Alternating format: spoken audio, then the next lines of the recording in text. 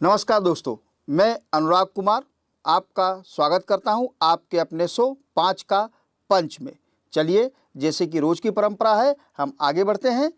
देखिए, कोट में लिखा हुआ है, कुछ चीज रोने से नहीं सब्र करने से मिलती है। ठीक है दोस्तों, चलिए अब हम बढ़ते हैं अपने अगले प्रश्न की तरफ। पहला प्रश्न, हाल में ही किस पूर्वी राज्य ने महिलाओं को ग्राम रोजगार परिषद में 50% आरक्षण देने की घोषणा की है? देखिए दोस्तों, ऑप्शन है मेघालय, अरुणाचल प्रदेश, सिक्किम और त्रिपुरा। इसका सही जवाब है मेघालय।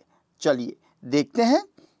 हाल में ही मेघालय के मुख्यमंत्री श्री कोनार्ड संगमा ने ग्राम रोजगार परिषद में महिलाओं को कितना परसेंट आरक्षण दिया है? 50% आरक्षण दिया है। ठीक है दोस्तों, तो सबसे पहले हम देखते हैं मेघालय की राजधानी क्या है। शिलोंग, भाषा बोली जाती है इंग्लिश, मुख्यमंत्री कोनार्ड संगमा, राज्यपाल तथागत रॉय, और गठन इसका हुआ था 21 जनवरी 1972 में। कहाँ से इसे अलग किया गया था? आसाम से इसे अलग किया गया था। ठीक है दोस्तों, चलिए अब मेघालय जैसा कि ब्रिटिश राज में इसको पूर्व का स्कॉटलैंड कहा जाता था। क्या कहा जाता था? पूर्व का स्कॉटलैंड कहा जाता था।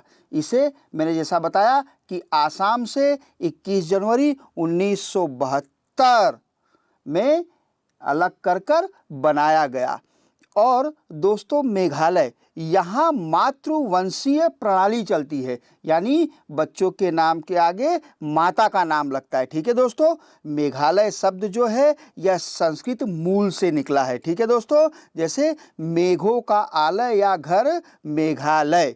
ठीक है, और इसके बारे में एक जानकारी देना चाहता हूँ। मेघालय में ही चेरापूंजी माह में सर्वाधिक वर्षा का कीर्तिमान धारक है, लेकिन उसके ही निकट जगह है मौसिन राम। ये क्या है? मौसिन राम एक गांव है। यहाँ पर वर्ष भर में विश्व की सर्वाधिक वर्षा का कीर्तिमान है। ठीक है दोस्तों, याद रखना, चेरापूंजी में माह में जो वर्षा होती है उसका कीर्तिमान है, जबकि वर्ष के अंदर मौसिन राम। ठीक है दोस्तों, याद रखना। आगे अब हम बात करते हैं ग्राम रोजगार परिषद जो है ये एक पॉलिटिकल ऑर्गेनाइजेशन है जिसे मनरेगा, क्या दोस्तों? मनरेगा के तहत बनाया गया था और इसे 2006 में इसकी स्थापना की गई थी। ठीक है दोस्तों, आई होप आपको ये समझ में आया होगा। अब हम अगले प्रश्न की तरफ बढ़ते हैं। हमारा अगला प्रश्न है, किस भारतीय केंद्र शासित प्रदेश ने अपनी इलेक्ट्रिक वाहन नीति लॉन्च की है? 4 ऑप्शन है, चंडीगढ़, दिल्ली, अंडमान निकोबार या पांडिचेरी। दोस्तों, इसका सही जवाब है दिल्ली। ठीक है, चलिए आगे देखते हैं। दिल्ली में मुख्यमंत्री कौन है? अरविंद केजरीवाल। कौन है दोस्तों? अरविंद केजरीवाल। और यहाँ के उपराज्यपाल कौन है? अनिल बैंजल। ठीक है दोस्तों, ये ध्यान रखना, कौन है? अनिल बैंजल। यहाँ विधानसभा की 70 सीटें हैं, राज्यसभा की 3 सीटें हैं, लोकसभा की 7 सीटें हैं और जिले यानी डिस्ट्रिक्ट कितने हैं? 11। ठीक है दोस्तों, इसे राष्ट्रीय राजधानी के क्षेत्र का गठन कब हुआ था? 1 फरवरी 1992। और केंद्र प्रशासित प्रदेश का गठन हुआ था 1956 में। ठीक है दोस्तों, इसको ध्यान रखना। अब ये पॉलिसी क्यों लाई गई है? इसका उद्देश्य जो है अर्थव्यवस्था को बढ़ावा देना। क्या यानी? इकोनॉमी को बढ़ावा देना एवं प्रदूषण स्तर को कम करना। ठीक है दोस्तों, जैसा कि आप देख रहे हैं बगल में हरियाणा, पंजाब से हरियाणा से लगती हुई बॉर्डर है। यहाँ पर जब सर्दी का मौसम आता है तो धुंध बहुत ज़्यादा हो जाती है। ठीक है दोस्तों, तो सरकार ने इसके लिए क्या कहा है कि 2 व्हीलर और ऑटो रिक्शा, जितनी भी 2 व्हीलर्स हैं और ऑटो रिक्शा हैं, इनके लिए 30,000 रुपये और कारों के लिए 1.5 लाख रुपये की रेंज में ई वाहन खरीदने के लिए वित्तीय प्रोत्साहन प्रदान करेगी। ठीक है दोस्तों। और पॉलिसी में इलेक्ट्रिक वाहनों के लिए सब्सिडी, ठीक है दोस्तों, सब्सिडी और रोड टैक्स एवं पंजीकरण, रोड टैक्स और रजिस्ट्रेशन की शुल्क की माफ़ी होगी। ठीक है दोस्तों। चलिए अब हम अपने अगले प्रश्न की तरफ बढ़ते हैं। हमारा अगला प्रश्न है, आरबीआई ने हाल में ही बैंकों को सोने के मूल्य का कितने प्रतिशत लोन देने की घोषणा की है दोस्तों? 4 ऑप्शन है, 75, 80, 95, 90। ठीक है दोस्तों, इसका जवाब है 90%। ठीक है, पहले कितना था? 75 था, इसको बढ़ा के कितना किया गया? 90%। ठीक है दोस्तों। अब आरबीआई के बारे में, स्थापना 1 अप्रैल 1935, मुख्यालय मुंबई, गवर्नर श्री शक्तिकांत दास साहब, बैंक दर 4.25%, भंडार पर ब्याज 3.35%। अब दोस्तों यहाँ से एक सवाल आ सकता है कि श्री शक्तिकांता दास कौन से नंबर के गवर्नर है? तो ध्यान रखना दोस्तों, ये 25th गवर्नर हैं। और अब अगर देखें तो सीआरआर क्या है? अभी जो मौद्रिक नीति 27 तारीख को डिक्लेयर हुई, उसमें सीआर सब कुछ सेम रखा गया। सीआरआर 3% है, एसएलआर 18% है, बैंक रेट जैसा मैंने आपको बता दिया, पॉलिसी रेपो रेट है 4%। ठीक है दोस्तों। चलिए अब हम आगे बढ़ते हैं। अगला प्रश्न, आत्मनिर्भर भारत पहल के तहत रक्षा मंत्रालय ने रक्षा उत्पादन के स्वदेशीकरण को बढ़ावा देने के लिए दी गई समय सीमा के बाद कितने वस्तुओं के आयात पर प्रतिबंध लगाया है? दोस्तों 4 ऑप्शन है, 69, 99, 101 या 110। तो दोस्तों इसका सही जवाब है 101। चलिए देखते हैं।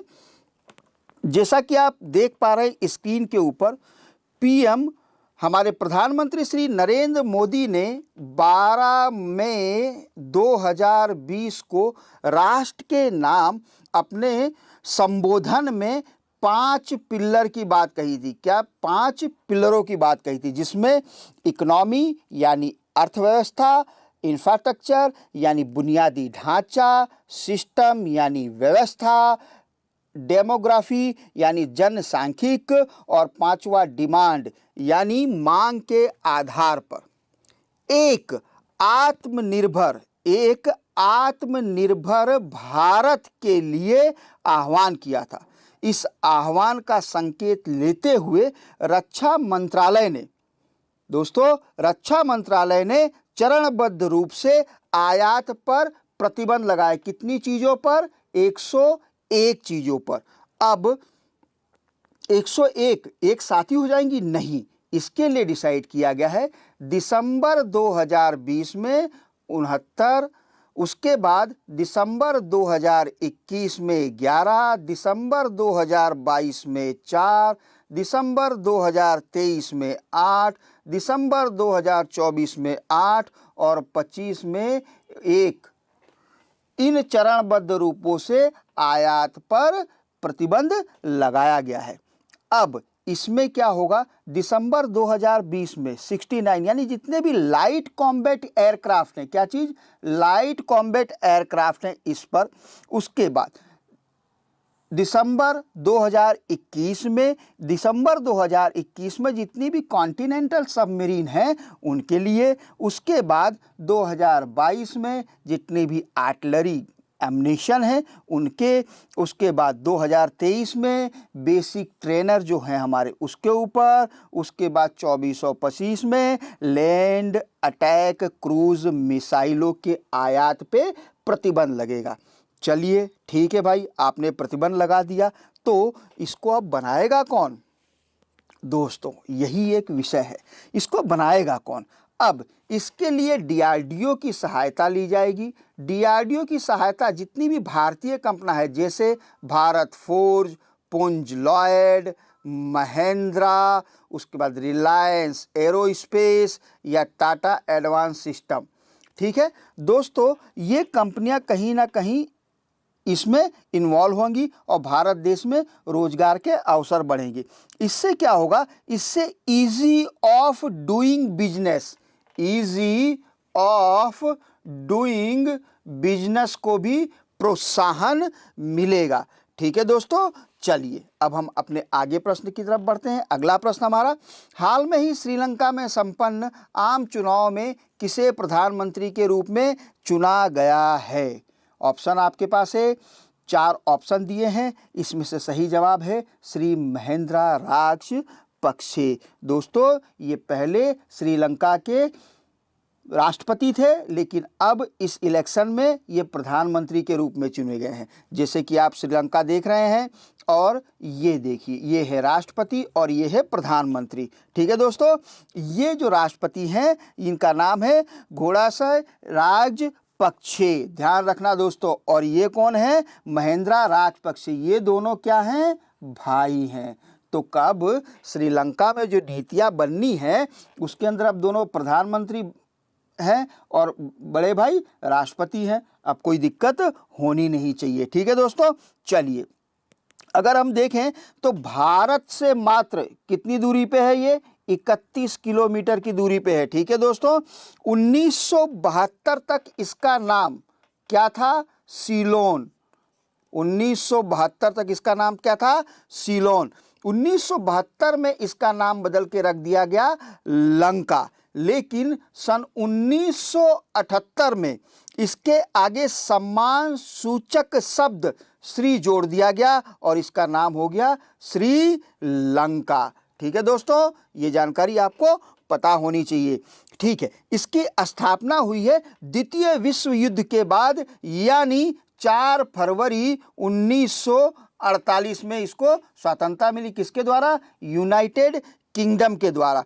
और ये गणराज्य कब बना? ये गणराज्य बना 22 मई 1972 को। ठीक है दोस्तों, ये याद होना चाहिए आपको। अब अगर मैं इसकी राजधानी के बारे में बात करूं तो इसकी राजधानी है श्री जयवर्धनेपुरा। ठीक है दोस्तों, क्या है? श्री जयवर्धनेपुरा कोटले।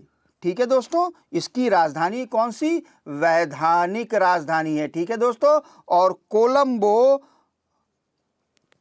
क्या है? इसकी कार्यपालिका एवं न्यायिक राजधानी है। ठीक है दोस्तों, ये आपको पता होना चाहिए।